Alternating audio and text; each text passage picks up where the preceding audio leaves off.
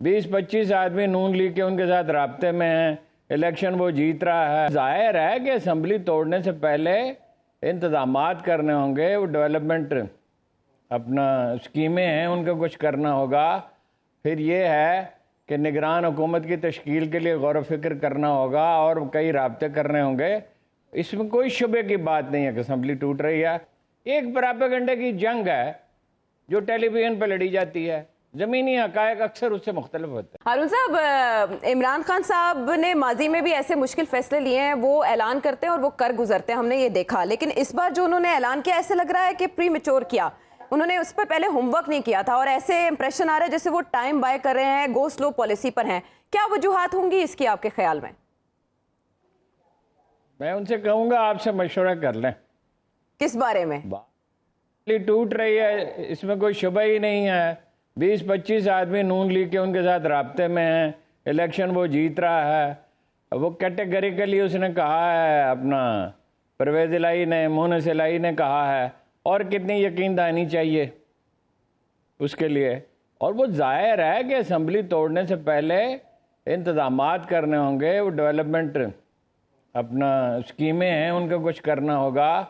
फिर ये है कि निगरान हुकूमत की तश्कील के लिए गौर व फिक्र करना होगा और कई राब्ते करने होंगे। इसमें कोई शुबे की बात नहीं है कि असम्बली टूट रही है। और वो तो आपने ये जो सुनाए हैं अपना क्लिप्स, तो उसमें तो वो कह रहे हैं पख्तूनख्वा में भी अपना ले आएंगे अदम एतमाद। जरदारी साहब कह रहे हैं चाय की प्याली उनको दोनों हाथों से उठाई नहीं जाती, 1/3 से कम उनके मेंबर हैं वहाँ पे अपोजिशन के, और वो अदम एतमाद भी ले आएंगे। तो ये अपना एक चीज़ है, रियलिटीज़ हैं, ज़मीनी हक़ाइक़ हैं, एक है प्रोपेगेंडा। ये दो अलग चीज़ें। ठीक है। आपने 2 दफ़ा के ज़मीनी इलेक्शन देखे थे, हर टेलीविज़न चैनल पे कांटे का मुकाबला हो रहा था। सिर्फ यही एक खाकसार था जो कह रहा था कि कोई मुकाबला है ही नहीं, 3/4 सीटें वो जीत लेगा।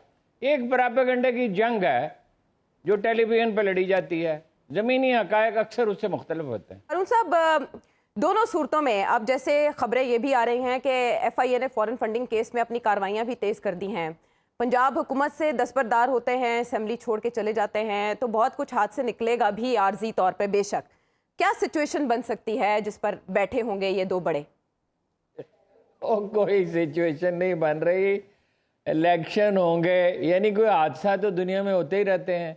कुछ बड़ा हादसा हो जाए तो क्या कहा जा सकता है। कोई सिचुएशन नहीं बन रही, ये सारी कहानियां हैं, अफसाने हैं। सौदा इश्क और है और वहशत कुछ और शय है। सौदा इश्क और मजनू का कोई दोस्त फसाना निगार था। ये टेलीविजन पे अफसाने सुनाए जा रहे हैं।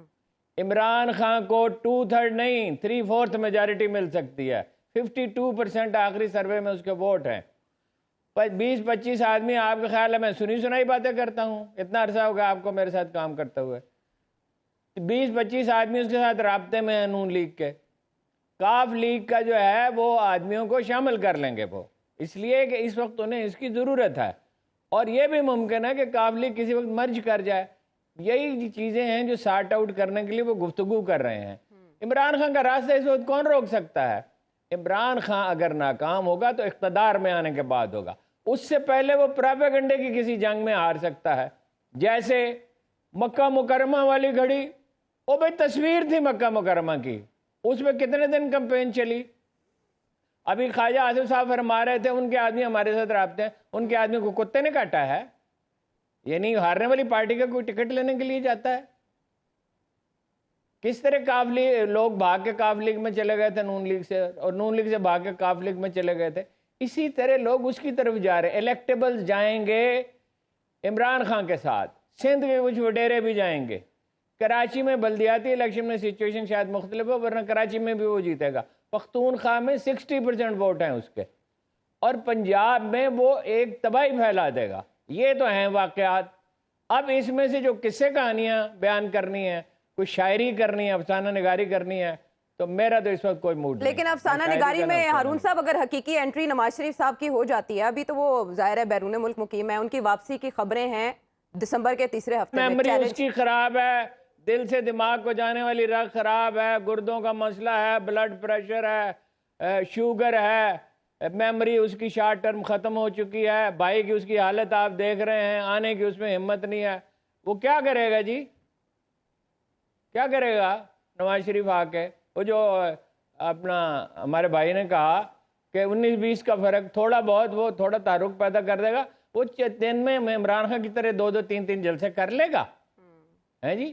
4 اس نے روٹیاں کھانی ہوتی ہیں، اس کے بعد روٹی ہضم کرنے کی دوائی کھانی ہوتی ہے، آرام کرنے کی اس کو ضرورت ہے، وزن اس کا بڑھ گیا ہے۔ جو ایشوز اس سے پہلے سامنے آتے تھے، چاہے وہ دہشت گردی کا معاملہ ہو، دہشت گردی کی لہر پھر سے اٹھ رہی ہے، آپ جانتے ہیں اس کے ڈائنامکس کیا ہیں، تو پارلیمنٹ میں اس کو زیر بحث لایا جاتا تھا۔ اب چاہے وہ اکانومی کا معاملہ ہو، دہشت گردی کا معاملہ ہو، دیگر ممالک کے ساتھ تعلقات کا معاملہ ہو، پارلیمنٹ کی طرف تو بات ہی نہیں جاتی، سڑکوں، چوراہوں، محلوں، بیٹھکوں میں ہی یہ باتیں ہو رہی ہیں، اور رانا صاحب کہہ رہے ہیں کہ یہ باتیں وقت کا ضیاع ہے، اصل ایشو ہمارا ہے اکانومی، وہ ہے فری فال کی طرف۔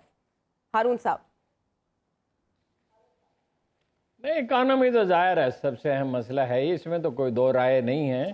اس کے لیے جو کرنا چاہیے، یعنی ڈالر کی جس طرح آزادانہ خرید و فروخت ہے، یہ فوراً بند ہونی چاہیے، لیکن وہ مالدار طبقات اس کو گوارا نہیں کر سکتے۔ 91 میں نواز شریف صاحب نے اپنے لیے قانون بنایا تھا، وہ چلاتا ہے، آج تک سمجھ نہیں ہے وہ کیوں ہے۔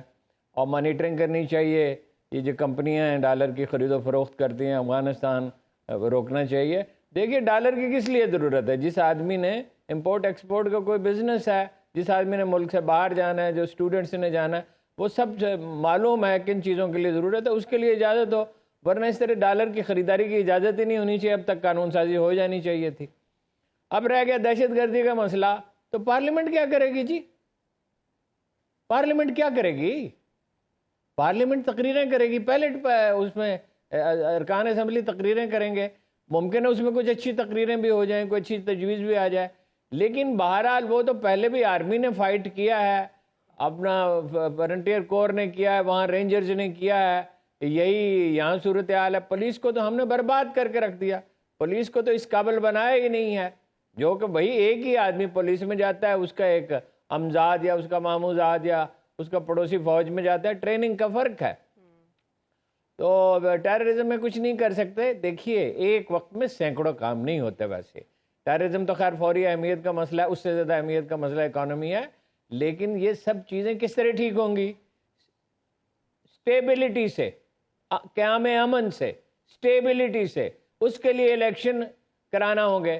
مصیبت یہ ہے اس ملک میں سب سے بڑی بربادی پھیلاتا ہے میڈیا، ہر چیز میں کنفیوژن، صبح سنو دوپہر، میں نے ٹی وی دیکھنا ہی چھوڑ دیا، اخبار بھی کم پڑھتا ہوں، اتنی کنفیوژن پھیلاتے ہیں، اتنی کنفیوژن پھیلاتے ہیں جس کی کوئی حد ہی نہیں ہے۔ بھائی یہ ایشوز ہیں، اس پہ یہ رائے کا اختلاف ٹھیک ہے، اختلاف تو آدمی کا حق ہے، اور اختلاف رائے ہی سے چیزیں جو ہیں وہ واضح ہوتی ہیں، نکھر کے سامنے آتی ہیں، لیکن یہ کنفیوژن ہے کہ اسمبلی ٹوٹے گی نہیں ٹوٹے گی، وہ ڈالر کا کیا، ہمیں معلوم ہے، ہم معمولی طالب علم ہیں، ہمیں معلوم ہے کیا کرنا چاہیے، اور ایکسپرٹس کو ظاہر ہے ہم سے زیادہ معلوم ہے، اور چند ایکسپرٹس مل کے بیٹھیں اور قوت فیصلہ کرو۔ یہ 13 جماعتوں کی اپنی وہ 13 جماعتیں کیسے ملک چلا سکتے ہیں جی؟ زرداری صاحب کے اپنے مسائل ہیں، مولوی صاحب کے اپنے مسائل ہیں، چغزی کے اپنے مسائل ہیں، این پی والوں کے اپنے مسائل ہیں، نون لیگ کے اپنے پرابلمز ہیں، پیپلز پارٹی کے اپنے ہیں۔ اس طرح ان ایسے مشکل حالات میں ہمیشہ ایک طاقتور لیڈر کی ضرورت ہوتی ہے، آبویسلی مشورے کے ساتھ، جمہوری انداز میں، ادارے تعمیر کر کے، جو ہمیشہ خان صاحب سے میں کہتا ہوں، ہر پروگرام میں کہتا ہوں، جب ملتا ہوں کہتا ہوں، اصل چیز ادارے ہیں، ادارے۔ مصیبت یہ ہے کہ ایک ڈائریکشن لیس قوم ہے، یہ کوئی چیز واضح نہیں ہے۔ اکانومی بھی ٹھیک ہو سکتی ہے، آپ کے پاس وسائل ہیں، آپ کے پاس اگر آپ قانون بنانے کی ہمت رکھتے ہیں تو یہ روپے کی ارزانی رک سکتی ہے، آپ کو مدد بھی دنیا سے مل سکتی ہے، اس کے بہت سے طریقے ہیں۔ لیکن اب مشکل یہ، ہم کیا کنفیوژن کی اس دلدل سے نکلنا چاہتے ہیں، یا کہ ہمارا رویہ جو ہے یہ ہو گیا، ایک سیڈسٹ ایٹیچیوڈ پیدا ہو گیا کہ اپنے آپ کو اذیت ہی دیتے رہنا ہے۔